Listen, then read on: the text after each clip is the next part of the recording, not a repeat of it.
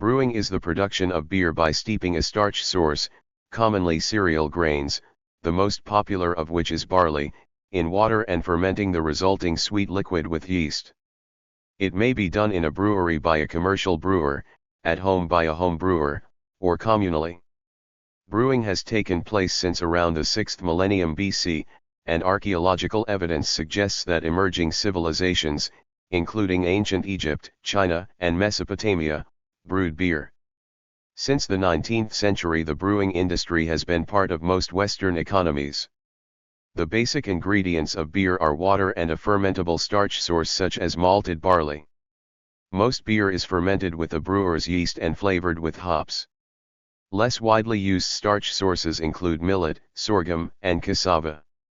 Secondary sources, adjuncts, such as maize, corn, rice, or sugar, may also be used, sometimes to reduce cost, or to add a feature, such as adding wheat to aid in retaining the foamy head of the beer.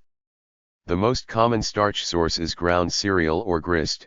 The proportion of the starch or cereal ingredients in a beer recipe may be called grist, grain bill, or simply mash ingredients.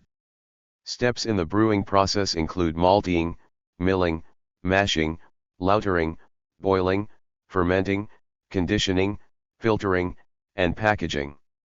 There are three main fermentation methods: warm, cool, and spontaneous.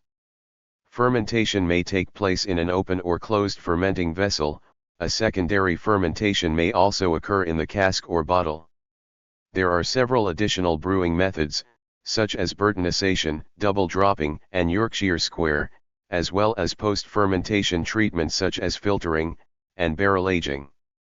Brewing has taken place since around the 6th millennium BC, and archaeological evidence suggests emerging civilizations including China, ancient Egypt, and Mesopotamia brewed beer.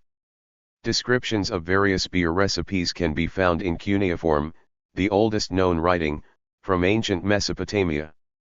In Mesopotamia, the brewer's craft was the only profession which derived social sanction and divine protection from female deities/goddesses, specifically, Ninkasi, who covered the production of beer, Ceres, who was used in a metonymic way to refer to beer, and Sigeri, who covered the enjoyment of beer. In pre-industrial times, and in developing countries, women are frequently the main brewers. As almost any cereal containing certain sugars can undergo spontaneous fermentation due to wild yeasts in the air, it is possible that beer-like beverages were independently developed throughout the world soon after a tribe or culture had domesticated cereal. Chemical tests of ancient pottery jars reveal that beer was produced as far back as about 7,000 years ago in what is today Iran. This discovery reveals one of the earliest known uses of fermentation and is the earliest evidence of brewing to date. In Mesopotamia, the oldest evidence of beer is believed to be a 6,000-year-old Sumerian tablet depicting people drinking a beverage through reed straws from a communal bowl. A 3,900-year-old Sumerian poem honoring Ninkasi, the patron goddess of brewing, contains the oldest surviving beer recipe, describing the production of beer from barley via bread.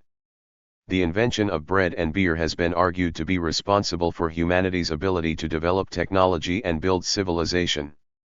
The earliest chemically confirmed barley beer to date was discovered at Gaziantep in the central Zagros mountains of Iran, where fragments of a jug, at least 5,000 years old, was found to be coated with beer stone, a byproduct of the brewing process. Beer may have been known in Neolithic Europe as far back as 5,000 years ago and was mainly brewed on a domestic scale. Ale produced before the Industrial Revolution continued to be made and sold on a domestic scale, although by the 7th century AD beer was also being produced and sold by European monasteries. During the Industrial Revolution, the production of beer moved from artisanal manufacture to industrial manufacture, and domestic manufacture ceased to be significant by the end of the 19th century.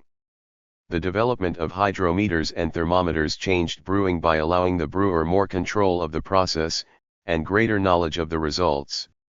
Today, the brewing industry is a global business, consisting of several dominant multinational companies and many thousands of smaller producers ranging from brewpubs to regional breweries. More than 133 billion liters, 35 billion gallons, are sold per year, producing total global revenues of $294.5 billion, £147.7 billion, in 2006. Ingredients. The basic ingredients of beer are water, a starch source, such as malted barley, able to be fermented, converted into alcohol, a brewer's yeast to produce the fermentation, and a flavoring, such as hops, to offset the sweetness of the malt. A mixture of starch sources may be used, with a secondary saccharide, such as maize, corn, rice, or sugar, these often being termed adjuncts, especially when used as a lower-cost substitute for malted barley. Less widely used starch sources include millet, sorghum, and cassava root in Africa, potato in Brazil, and agave in Mexico, among others. The most common starch source is ground cereal or grist. The proportion of the starch or cereal ingredients in a beer recipe may be called grist, grain bill, or simply mash ingredients. Water. Beer is composed mostly of water. Regions have water with different mineral components. As a result, different regions were originally better suited to making certain types of beer, thus giving them a regional character. For example, Dublin has hard water well suited to making stout, such as Guinness, while Pilsen has soft water well suited to making pale lager, such as Pilsner Urquell. The waters of Burton in England contain gypsum, which benefits making pale ale to such a degree that brewers of pale ales will add gypsum to the local water in a process known as Burtonisation. The starch source in a beer provides the fermentable material and is a key determinant of the strength and flavor of the beer. The most common starch source used in beer is malted grain. Grain is malted by soaking it in water, allowing it to begin germination, and then drying the partially germinated grain in a kiln. Malting grain produces enzymes that will allow conversion from starches in the grain into fermentable sugars during the mash process. Different roasting times and temperatures are used to produce different colors of malt from the same grain. Darker malts will produce darker beers. Nearly all beer includes barley malt as the majority of the starch. This is because of its fibrous husk, which is important not only in the sparging stage of brewing, in which water is washed over the mashed barley grains to form the wort, but also as a rich source of amylase, a digestive enzyme that facilitates conversion of starch into sugars. Other malted and unmalted grains, including wheat, rice, oats, and rye, and, less frequently, maize, corn, and sorghum, may be used. In recent years, a few brewers have produced gluten-free beer made with sorghum with no barley malt for people who cannot digest gluten-containing grains like wheat, barley, and rye. Hops are the female flower clusters or seed cones of the hop vine Humulus lupulus, which are used as a flavoring and preservative agent in nearly all beer made today. Hops had been used for medicinal and food flavoring purposes since Roman times. By the 7th century in Carolingian monasteries in what is now Germany, beer was being made with hops, though it isn't until the 13th century that widespread cultivation of hops for use in beer is recorded.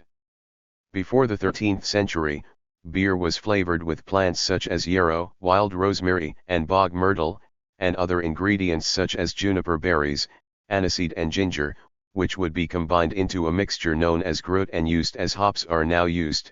Between the 13th and the 16th century, during which hops took over as the dominant flavoring, beer flavored with grut was known as ale, while beer flavored with hops was known as beer. Some beers today, such as Froke by the Scottish Heather Ales Company and Cervoise Lancelot by the French brasserie Lancelot Company, use plants other than hops for flavoring. Hops contain several characteristics that brewers desire in beer. They contribute a bitterness that balances the sweetness of the malt, they provide floral, citrus, and herbal aromas and flavors, they have an antibiotic effect that favors the activity of brewer's yeast over less desirable microorganisms, and they aid in head retention, the length of time that the foam on top of the beer head, will last. The preservative in hops comes from the lupulin glands which contain soft resins with alpha and beta acids. Though much studied, the preservative nature of the soft resins is not yet fully understood. though it has been observed that unless stored at a cool temperature, the preservative nature will decrease. Brewing is the sole major commercial use of hops. Yeast is the microorganism that is responsible for fermentation in beer. Yeast metabolizes the sugars extracted from grains, which produces alcohol and carbon dioxide, and thereby turns wort into beer. In addition to fermenting the beer, yeast influences the character and flavor. The dominant types of yeast used to make beer are Saccharomyces cerevisiae, known as ale yeast, and Saccharomyces pastorianus, known as lager yeast. Brettanomyces ferments lambics and Taru laspirital Brewecii ferments Bavarian Weissbier. Before the role of yeast in fermentation was understood, fermentation involved wild or airborne yeasts, and a few styles such as lambics still use this method today. Emil Christian Hansen, a Danish biochemist employed by the Carlsberg Laboratory, developed pure yeast cultures which were introduced into the Carlsberg Brewery in 1883, and pure yeast strains are now the main fermenting source used worldwide.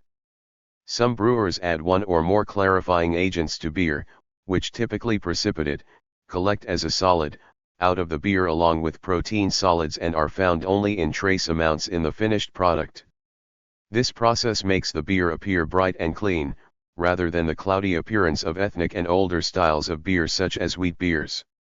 Examples of clarifying agents include isinglass, obtained from swim bladders of fish, Irish moss, a seaweed, Kappa carrageenan, from the seaweed Cappaficus, polyclar, a commercial brand of clarifier, and gelatin.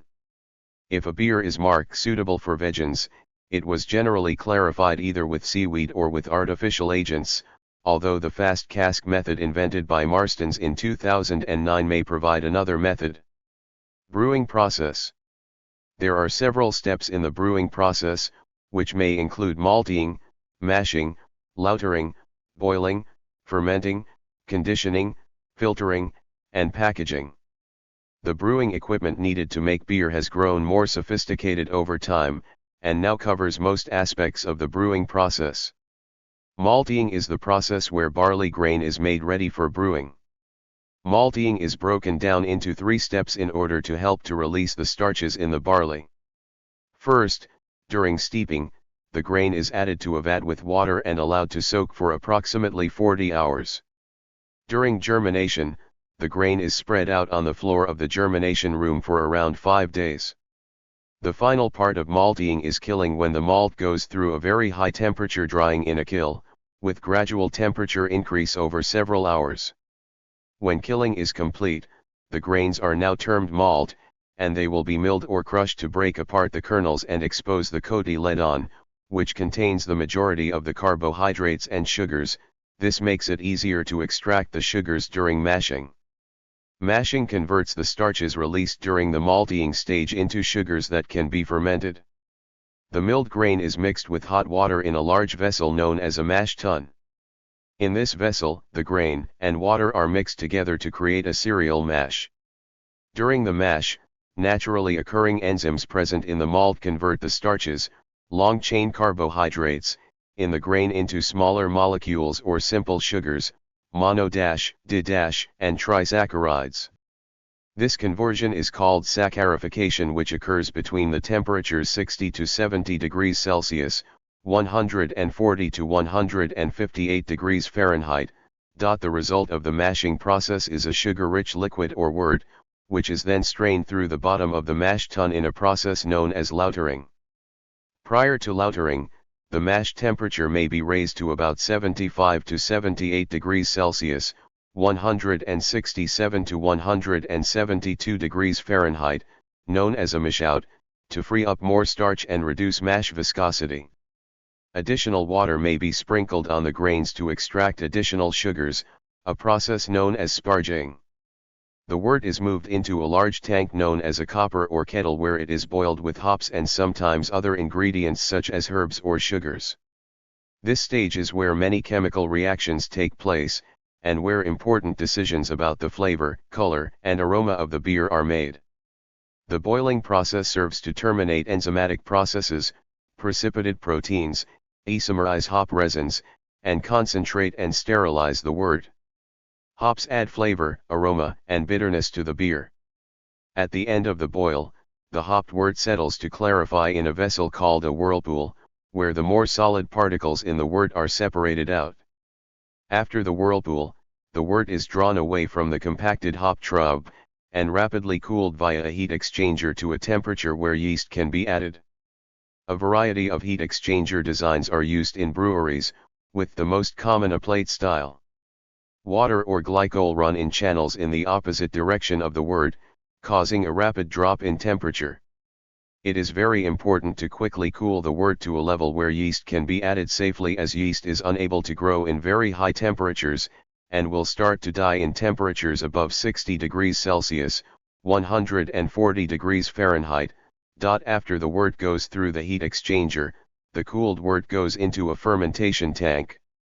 A type of yeast is selected and added, or pitched, to the fermentation tank.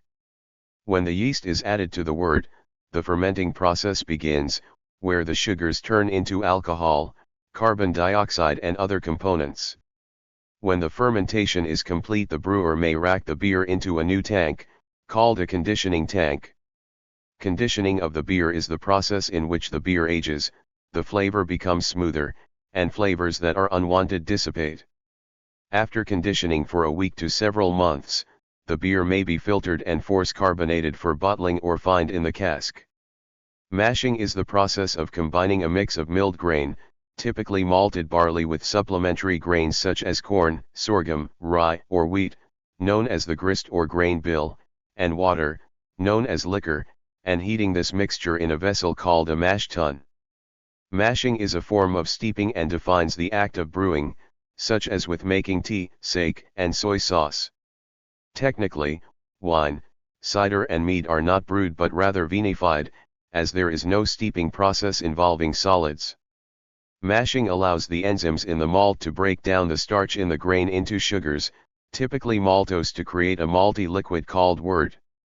There are two main methods: infusion mashing, in which the grains are heated in one vessel, and decoction mashing, in which a proportion of the grains are boiled and then returned to the mash, raising the temperature. Mashing involves pauses at certain temperatures, notably 45, 62, 73 degrees C or 113, 144, 163 degree F, and takes place in a mash tun, an insulated brewing vessel with a false bottom. The end product of mashing is called a mash. Mashing usually takes 1 to 2 hours, and during this time the various temperature rests activate different enzymes depending upon the type of malt being used, its modification level, and the intention of the brewer. The activity of these enzymes convert the starches of the grains to dextrins and then to fermentable sugars such as maltose. A mash rest from 49 to 55 degrees Celsius, 120 to 131 degrees Fahrenheit, activates various proteases, which break down proteins that might otherwise cause the beer to be hazy. This rest is generally used only with under-modified, i.e. under-malted, malts, which are decreasingly popular in Germany and the Czech Republic, or non-malted grains such as corn and rice, which are widely used in North American beers. A mash rest at 60 degrees Celsius 140 degrees Fahrenheit activates beta-glucanase, which breaks down gummy beta-glucans in the mash, making the sugars flow out more freely later in the process. In the modern mashing process, commercial fungal-based beta-glucanase may be added as a supplement. Finally, a mash rest temperature of 65 to 71 degrees Celsius, 149 to 160 degrees Fahrenheit, is used to convert the starches in the malt to sugar, which is then usable by the yeast later in the brewing process. Doing the latter rest at the lower end of the range favors beta-amylase enzymes, producing more low-order sugars like maltotriose, maltose, and glucose, which are more fermentable by the yeast. This in turn creates a beer lower in body and higher in alcohol. A rest closer to the higher end of the range favors alpha-amylase enzymes, creating more higher-order sugars and dextrins, which are less fermentable by the yeast, so a fuller-bodied beer with less alcohol is the result. Duration and pH variances also affect the sugar composition of the resulting wort. Lautering is the separation of the wort, the liquid containing the sugar extracted during mashing, from the grains. This is done either in a mash tun outfitted with a false bottom, in a lauter tun, or in a mash filter. Most separation processes have two stages: first wort runoff, during which the extract is separated in an undiluted state from the spent grains, and sparging, in which extract which remains with the grains is rinsed off with hot water. The lauter tun is a tank with holes in the bottom small enough to hold back the large bits of grist and hulls, the ground or milled cereal. The bed of grist that settles on it is the actual filter. Some lauter tuns have provision for rotating rakes or knives to cut into the bed of grist to maintain good flow. The knives can be turned so they push the grain, a feature used to drive the spent grain out of the vess. The mash filter is a plate and frame filter. The empty frames contain the mash, including the spent grains, and have a capacity of around 1 hectoliter. The plates contain a support structure for the filter cloth. The plates, frames, and filter cloths are arranged in a carrier frame like so: frame, cloth, plate, cloth, with plates at each end of the structure. Newer mash filters have bladders that can press the liquid out of the grains between spargings. The grain does not act like a filtration medium in a mash filter. Boiling. After mashing, the beer wort is boiled with hops, and other flavorings if used, in a large tank known as a copper or brew kettle, though historically the mash vessel was used and is still in some small breweries. The boiling process is where chemical reactions take place, including sterilization of the wort to remove unwanted bacteria, releasing of hop flavors, bitterness, and aroma compounds through isomerization, stopping of enzymatic processes, precipitation of proteins, and concentration of the wort. Finally, the vapors produced during the boil volatilize off flavors, including dimethyl sulfide precursors. The boil is conducted so that it is even and intense, a continuous rolling boil. The boil on average lasts between 45 and 90 minutes, depending on its intensity, the hop addition schedule, and volume of water the brewer expects to evaporate. At the end of the boil, solid particles in the hopped wort are separated out, usually in a vessel called a whirlpool. Copper is the traditional material for the boiling vessel for two main reasons: firstly, because copper transfers heat quickly and evenly; secondly, because the bubbles produced during boiling, which could act as an insulator against the heat, do not cling to the surface of copper, so the wort is heated in a consistent manner. The simplest boil kettles are direct fired, with a burner underneath. These can produce a vigorous and favorable boil, but are also apt to scorch the wort where the flame touches the kettle, causing caramelization and making cleanup difficult. Most breweries use a steam-fired kettle, which uses steam jackets in the kettle to boil the wort. Breweries usually have a boiling unit either inside or outside of the kettle, usually a tall, thin cylinder with vertical tubes, called a calandria, through which wort is pumped. At the end of the boil, solid particles in the hopped wort are separated out, usually in a vessel called a whirlpool or settling tank. The whirlpool was devised by Henry Ranulph Hudson while working for the Molson Brewery in 1960 to utilize the so-called tea leaf paradox to force the denser solids known as TRUB, coagulated proteins, vegetable matter from hops, into a cone in the center of the whirlpool tank. Whirlpool systems vary. Smaller breweries tend to use the brew kettle, larger breweries use a separate tank, and design will differ, with tank floors either flat, sloped, conical, or with a cup in the center. The principle in all is that by swirling the wort, the centripetal force will push the trub into a cone at the center of the bottom of the tank, where it can be easily removed. A hop back is a traditional additional chamber that acts as a sieve or filter by using whole hops to clear debris, or trub, from the unfermented, or green, wort, as the whirlpool does, and also to increase hop aroma in the finished beer. It is a chamber between the brewing kettle and wort chiller. Hops are added to the chamber, the hot wort from the kettle is run through it, and then immediately cooled in the wort chiller before entering the fermentation chamber. Hop backs utilizing a sealed chamber facilitate maximum retention of volatile hop aroma compounds that would normally be driven off when the hops contact the hot wort. While a hopback has a similar filtering effect as a whirlpool, it operates differently. A whirlpool uses centrifugal forces, a hopback uses a layer of whole hops to act as a filter bed. Furthermore, while a whirlpool is useful only for the removal of pelleted hops, as flowers do not tend to separate as easily, in general hopbacks are used only for the removal of whole flower hops, as the particles left by pellets tend to make it through the hopback. The hopback has mainly been substituted in modern breweries by the whirlpool. Wort cooling. After the whirlpool, the wort must be brought down to fermentation temperatures 20 to 26 degrees Celsius, 68 to 79 degrees Fahrenheit, before yeast is added. In modern breweries this is achieved through a plate heat exchanger.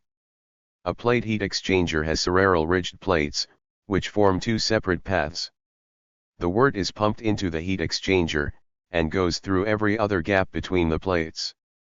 The cooling medium, usually water from a cold liquor tank, goes through the other gaps. The ridges in the plates ensure turbulent flow. A good heat exchanger can drop 95 degrees Celsius 203 degrees Fahrenheit wort to 20 degrees Celsius 68 degrees Fahrenheit while warming the cooling medium from about 10 degrees Celsius 50 degrees Fahrenheit to 80 degrees Celsius 176 degrees Fahrenheit.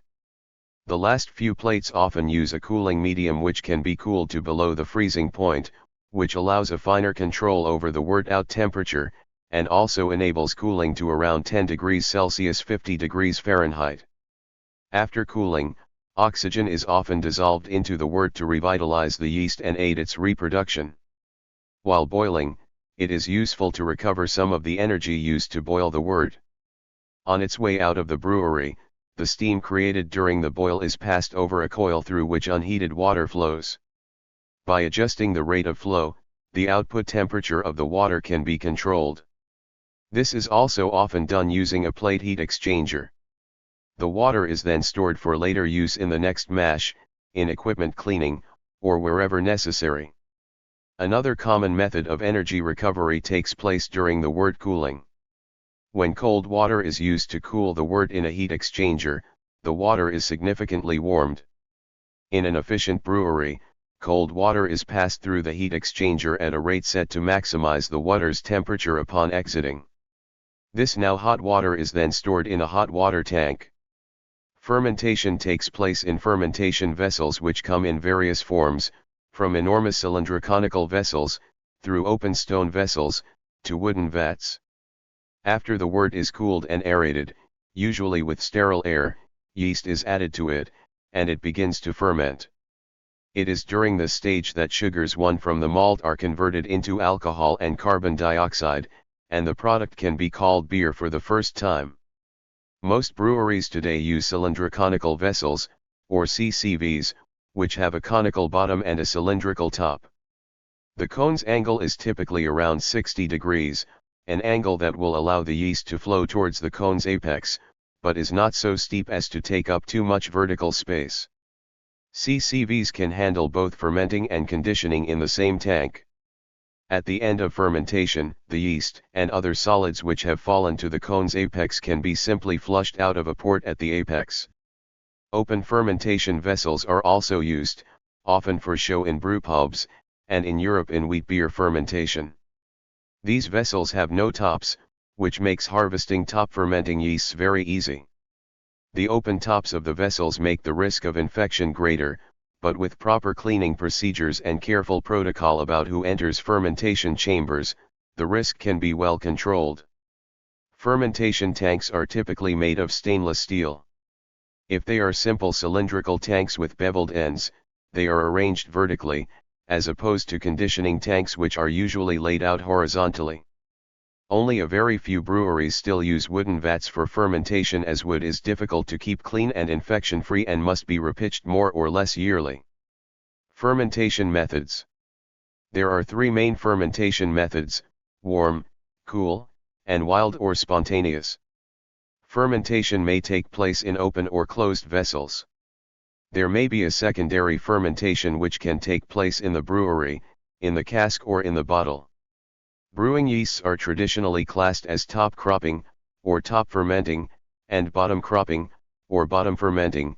The yeasts classed as top fermenting are generally used in warm fermentations, where they ferment quickly, and the yeasts classed as bottom fermenting are used in cooler fermentations where they ferment more slowly.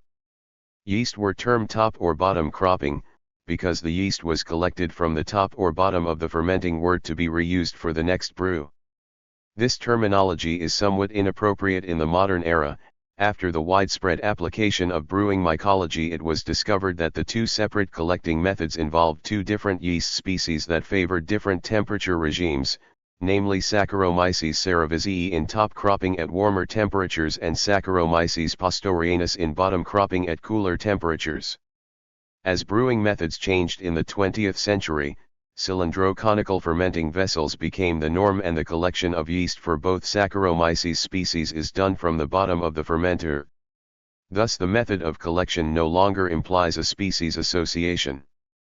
There are a few remaining breweries who collect yeast in the top cropping method, such as Samuel Smith's Brewery in Yorkshire, Marston's in Staffordshire, and several German Hefeweizen producers. For both types, yeast is fully distributed through the beer while it is fermenting, and both equally flocculate, clump together and precipitate to the bottom of the vessel, when fermentation is finished. By no means do all top cropping yeasts demonstrate this behavior, but it features strongly in many English yeasts that may also exhibit chain forming, the failure of bodied cells to break from the mother cell, which is in the technical sense different from true flocculation. The most common top cropping brewer's yeast, Saccharomyces cerevisiae, is the same species as the common baking yeast.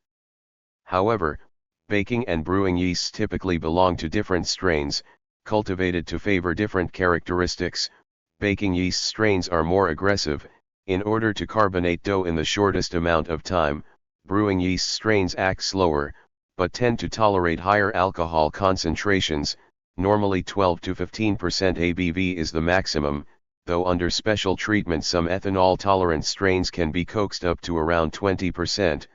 Modern quantitative genomics has revealed the complexity of Saccharomyces species to the extent that yeasts involved in beer and wine production commonly involve hybrids of so-called pure species. As such, the yeasts involved in what has been typically called top cropping or top fermenting ale may be both Saccharomyces cerevisiae and complex hybrids of Saccharomyces cerevisiae and Saccharomyces kudryavzoii. Three notable ales, Chimay, Orval, and Westmalle, are fermented with these hybrid strains, which are identical to wine yeasts from Switzerland. Warm fermentation. In general, yeasts such as Saccharomyces cerevisiae are fermented at warm temperatures between 15 and 20 degrees Celsius, 59 and 68 degrees Fahrenheit, occasionally as high as 24 degrees Celsius 75 degrees Fahrenheit, while the yeast used by Brasserie Dupont for Saison ferments even higher at 29 to 35 degrees Celsius, 84 to 95 degrees Fahrenheit. They generally form a foam on the surface of the fermenting beer, which is called barm, as during the fermentation process its hydrophobic surface causes the flocks to adhere to CO2 and rise. Because of this, they are often referred to as top cropping or top fermenting, though this distinction is less clear in modern brewing with the use of cylindro-conical tanks.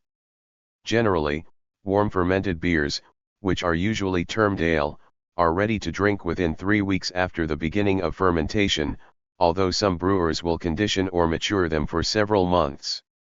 Cool fermentation. When a beer has been brewed using a cool fermentation of around 10 degrees Celsius 50 degrees Fahrenheit, compared to typical warm fermentation temperatures of 18 degrees Celsius 64 degrees Fahrenheit, then stored, or lagered, for typically several weeks, or months, at temperatures close to freezing point, it is termed a lager. During the lagering or storage phase several flavor components developed during fermentation dissipate, resulting in a cleaner flavor. Though it is the slow, cool fermentation and cold conditioning, or lagering, that defines the character of lager, the main technical difference is with the yeast generally used, which is Saccharomyces pastorianus. Technical differences include the ability of lager yeast to metabolize mallebiose and the tendency to settle at the bottom of the fermenter. Though ale yeasts can also become bottom settling by selection, though these technical differences are not considered by scientists to be influential in the character or flavor of the finished beer, brewers feel otherwise, sometimes cultivating their own yeast strains which may suit their brewing equipment or for a particular purpose, such as brewing beers with a high ABV. Brewers in Bavaria had for centuries been selecting cold fermenting yeasts by storing, lagern, their beers in cold alpine caves. The process of natural selection meant that the wild yeasts that were most cold tolerant would be the ones that would remain actively fermenting in the beer that was stored in the caves. A sample of these Bavarian yeasts was sent from the Spaten brewery in Munich to the Carlsberg brewery in Copenhagen in 1845, who began brewing with it. In 1883 Emil Hansen completed a study on pure yeast culture isolation, and the pure strain obtained from Spaten went into industrial production in 1884 as Carlsberg yeast No. 1. Another specialized pure yeast production plant was installed at the Heineken brewery in Rotterdam the following year, and together they began the supply of pure cultured yeast to brewers across Europe. This yeast strain was originally classified as Saccharomyces carlsbergensis, a now defunct species name which has been superseded by the currently accepted taxonomic classification Saccharomyces pastorianus. Spontaneous fermentation. Lambic beers are historically brewed in Brussels and the nearby Pays-Atenland region of Belgium without any yeast inoculation. The wort is cooled in open vats, called coolships, where the yeasts and microbiota present in the brewery, such as Brettanomyces, are allowed to settle to create a spontaneous fermentation and are then conditioned or matured in oak barrels for typically 1 to 3 years. Conditioning. After an initial or primary fermentation, beer is conditioned, matured, or aged in one of several ways, which can take from 2 to 4 weeks, several months, or several years, depending on the brewer's intention for the beer.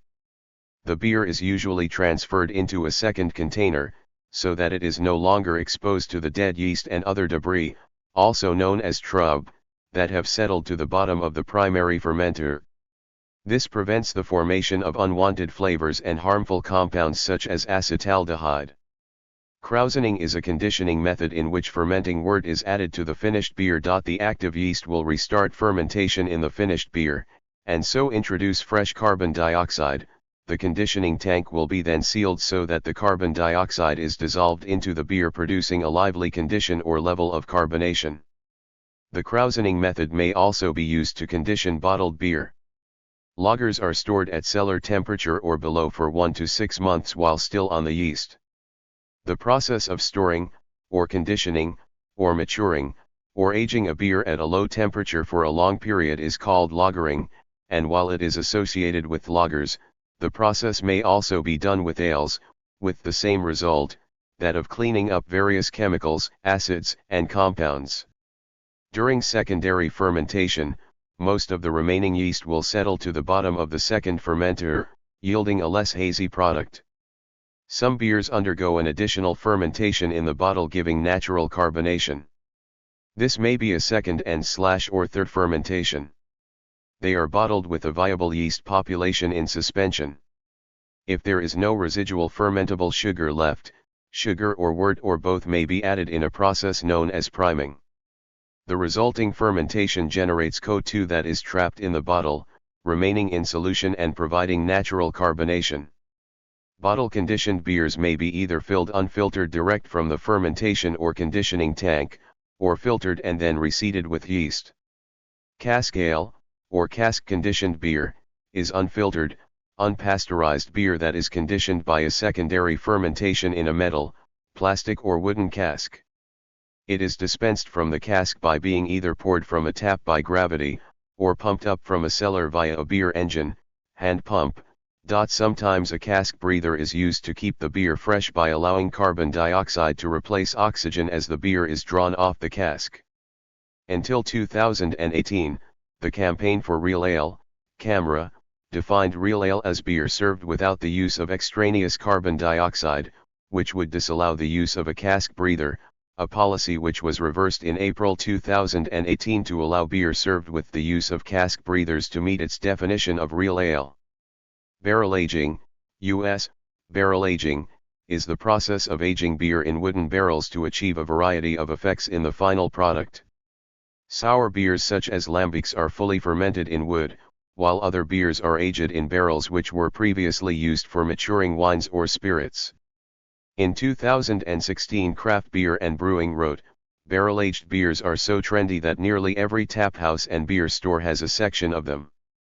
Filtering stabilizes the flavor of beer, holding it at a point acceptable to the brewer, and preventing further development from the yeast, which under poor conditions can release negative components and flavors. Filtering also removes haze, clearing the beer, and so giving it a polished shine and brilliance.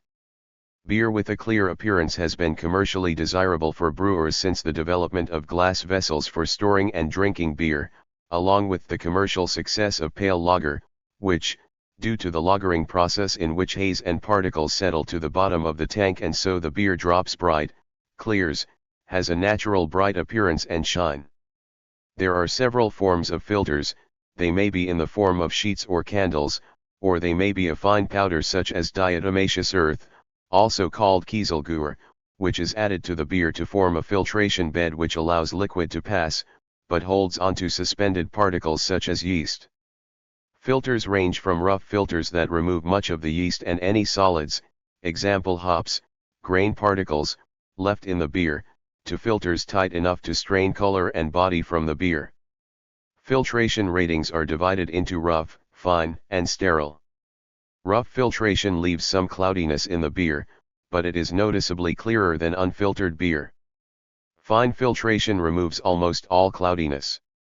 Sterile filtration removes almost all microorganisms. Polysaccharides, proteins, yeast, bacteria, and the brewing process may affect filtration. These filters use sheets that allow only particles smaller than a given size to pass through. The sheets are placed into a filtering frame, sanitized, with boiling water, for example, and then used to filter the beer. The sheets can be flushed if the filter becomes blocked. The sheets are usually disposable and are replaced between filtration sessions. Often the sheets contain powdered filtration media to aid in filtration. Pre-made filters have two sides. One with loose holes, and the other with tight holes. Flow goes from the side with loose holes to the side with the tight holes, with the intent that large particles get stuck in the large holes while leaving enough room around the particles and filter medium for smaller particles to go through and get stuck in tighter holes. Sheets are sold in nominal ratings, and typically 90% of particles larger than the nominal rating are caught by the sheet. Filters that use a powder medium are considerably more complicated to operate, but can filter much more beer before regeneration. Common media include diatomaceous earth and perlite.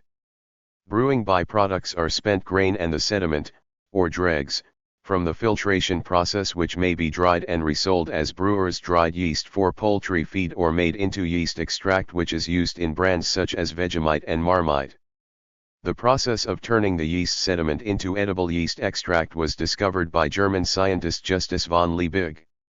Brewers' spent grain, also called spent grain, brewer's grain, or draff, is the main byproduct of the brewing process. It consists of the residue of malt and grain which remains in the lauter tun after the lautering process. It consists primarily of grain husks, pericarp, and fragments of endosperm. As it mainly consists of carbohydrates and proteins and is readily consumed by animals, spent grain is used in animal feed. Spent grains can also be used as fertilizer, whole grains in bread, as well as in the production of flour and biogas.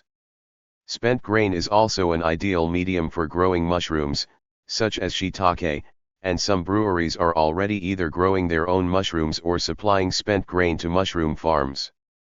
Spent grains can be used in the production of red bricks, to improve the open porosity and reduce thermal conductivity of the ceramic mass. The brewing industry is a global business, consisting of several dominant multinational companies and many thousands of other producers known as microbreweries or regional breweries or craft breweries depending on size, region, and marketing preference. More than 133 billion liters, 3.5 times 1010 US gallons, 2.9 times 1010 imperial gallons, are sold per year, producing total global revenues of $294.5 billion, £147.7 billion. As of 2006. SAB Miller became the largest brewing company in the world when it acquired Royal Grolsch, brewer of Dutch premium beer brand Grolsch.